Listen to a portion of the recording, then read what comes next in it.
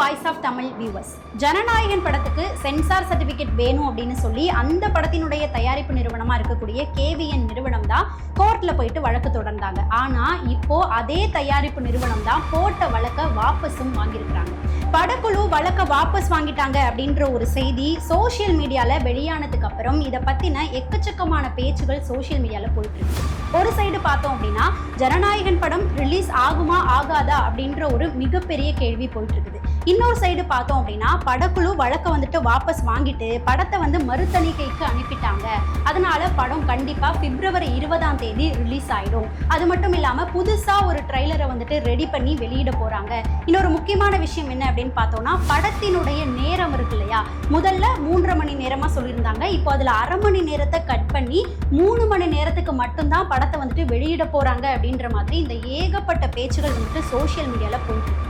இதுக்கு மத்தியில இப்ப உண்மையாவே ஜனநாயகன் படம் சார்ந்து என்ன விஷயங்கள் போயிட்டு இருக்குது? படக்குழு படத்தை மறுதணிகைக்கு திரும்பவும் அனுப்பி வச்சுட்டாங்களா? ஃபியூச்சர்ல ஜனநாயகம் சார்ந்து என்ன நடக்க போகுது அப்படின்றது தான் நாம இன்னைக்கு இந்த பதிவுல பார்க்க போறோம். வாங்க பார்க்கலாம். ஜனநாயகன் படத்துல ஆரம்பத்திலேருந்தே என்ன நடந்துட்டு இருக்கு அப்படின்றது நம்ம எல்லாருக்குமே தெரியும், நம்ம எல்லாருமே பார்த்துட்டு தான் இருக்கிறோம். இருந்தாலுமே என்ன நடந்திருக்கு இது வரைக்கும் அப்படின்றத சுருக்கமா பார்த்துடலாம். அப்போதான் இப்ப நடந்துட்டு இருக்க விஷயங்கள் நமக்கு புரிய வரும். முதல்ல பார்த்தோம் அப்படின்னா படக்குழு படத்தை எடிட் பண்ணி எல்லாம் முடிச்சதுக்கு அப்புறம் தணிகை குழுவுக்கு சென்சார் சர்டிபிகேட் பெறதுக்காக அனுப்பி வைக்கிறாங்க.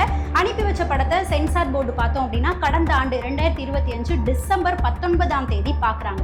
பார்த்ததுக்கு அப்புறம் டிசம்பர் 22ஆம் தேதி படக்குழு கிட்ட என்ன சொல்றாங்க அப்படின்னா சில விஷயங்கள் எல்லாம் சொல்லி அதெல்லாம் கட் பண்ணிருங்க, இந்த சீன் எல்லாம் கட் பண்ணிருங்க, உங்களுக்கு UA சர்டிபிகேட் தரோம் அப்படின்ற மாதிரி சொல்லி அனுப்புறாங்க.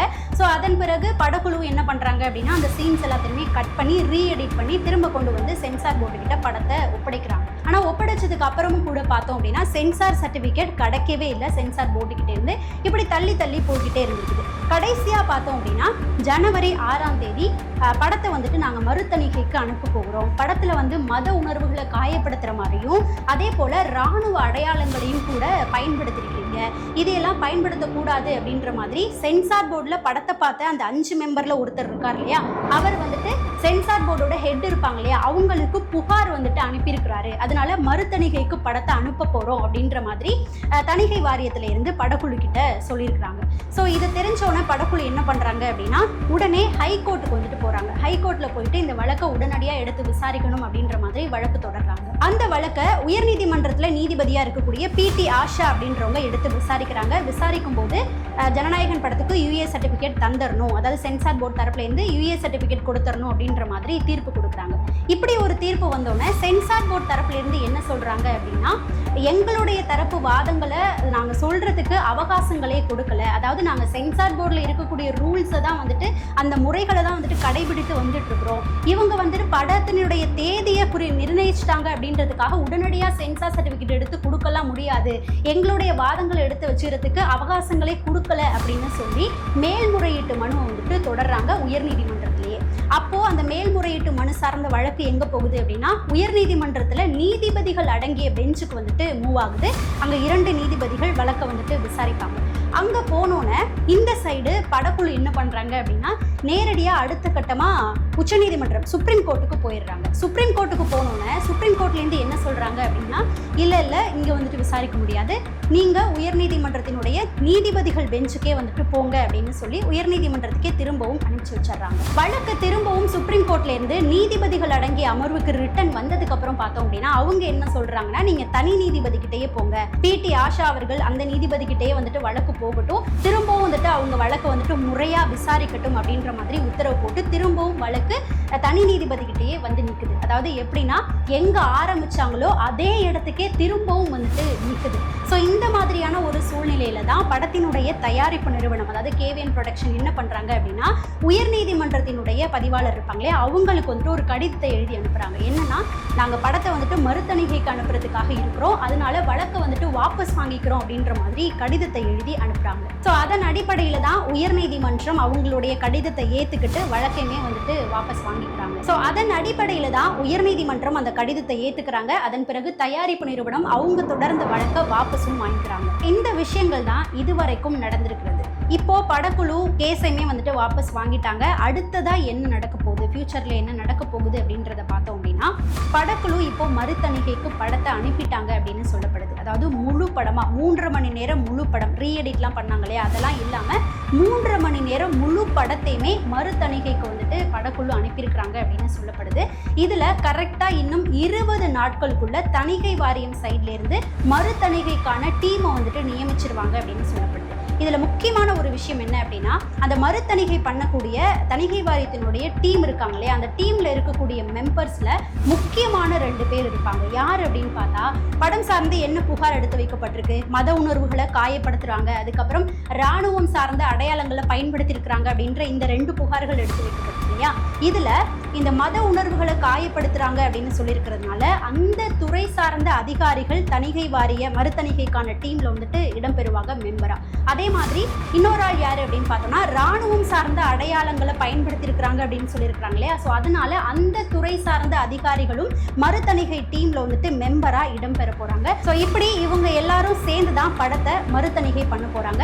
ஸோ அவங்க உட்காந்து பார்க்கும்போது அவங்களுக்கு அது வந்து எப்படி வந்துட்டு தெரியுது, அந்த சீன்ஸை வந்துட்டு கட் பண்ணுமா இல்லை அப்படியே தொடரலாமா அப்படின்ற கருத்துக்களை வந்துட்டு அவங்க தான் வந்து சொல்ல போகிறாங்க. ஸோ அதன் பிறகு இந்தந்த சீன்ஸை வந்துட்டு கட் பண்ணலாம், இந்தந்த சீன்ஸை வச்சுக்கலாம் அப்படின்ற மாதிரியான கருத்துக்களை தணிகை வாரியம் தான் வந்து படக்குழு கிட்ட சொல்ல போகிறாங்க. ஸோ அந்த கட்டு கொடுக்கறதுக்கான இந்த சீன் வைக்கலாம், இந்த சீன் வைக்கக்கூடாது அப்படின்னு சொல்கிறதுக்கான எல்லா உரிமைகளுமே வந்துட்டு தணிகை வாரியத்துக்கு இருக்குது. ஸோ அதன்படி அவங்களுமே வந்துட்டு செக் பண்ணதுக்கு அப்புறம் தணிகை வாரியம் தரப்புலேருந்து படக்குழு கிட்ட இந்த சீன் எல்லாம் கட் பண்ணணும் அப்படின்றத வந்துட்டு சொல்லுவாங்க. ஸோ அதன் பிறகு படக்குழு அந்த சீன்ஸ் எல்லாமே வந்துட்டு கட் பண்ணி ரீஎடிட் பண்ணி திரும்பவும் சென்சார் போர்டு கிட்ட கொண்டு வந்து ஒப்படைப்பாங்க. அதன் பிறகு தான் சென்சார் போர்டு வந்துட்டு சென்சார் சர்டிஃபிகேட்டை படக்குழு கிட்ட தருவாங்க. அதன் பிறகு படக்குழு படத்தை வந்துட்டு ரிலீஸ் பண்ணுவாங்க. இதுலையுமே 2 விதமான கருத்துக்கள் இருக்குது. ஒரு சைடு பாசிட்டிவான விஷயங்கள்னு இருக்குது, இன்னொரு சைடு நெகட்டிவான விஷயங்கள்னு இருக்குது. இதுல பாசிட்டிவான விஷயங்கள் என்ன அப்படின்னு பார்த்தோம்னா, படக்குழு திரும்பவும் மறுதணிகைக்கு படத்தை வந்துட்டு ஒப்படைச்சிருக்காங்க. அந்த டீம்ல இருக்கக்கூடிய மெம்பர்ஸ் படத்தை பார்க்க போறாங்க.